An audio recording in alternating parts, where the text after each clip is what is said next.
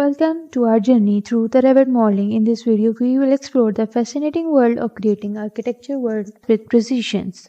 Section line, then flip its direction to focus on where you want the dome. Next, create a wall just to the reference. Don't worry, you can delete it later without affecting the dome. Now switch to the section view.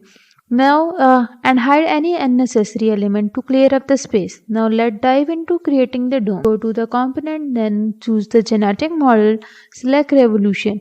This will allow the dome to revolve around a point. Define the boundary by drawing it around the axis line. Adjust the offset as needed. The offset can be 6 inches, 3 inches as you want. Now draw the shape according you want. It can be any custom shape you want for your dome to look like.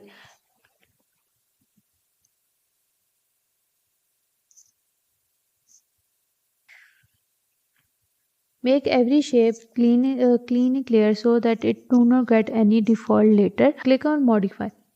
After that, now take the axis line and make it in the center so that your boundary revolve around it.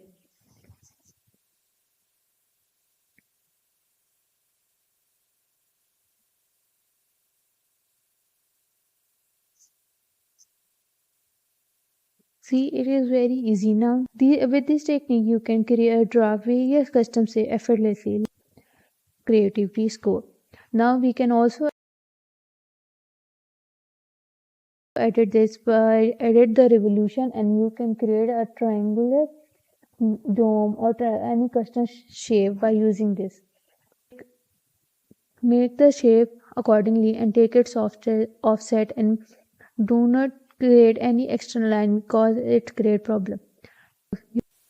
Thanks for watching, and remember, with these simple techniques you can create stunning domes, unique architecture wonders in no time. Don't forget to like, share and subscribe for more helpful tips and tutorials.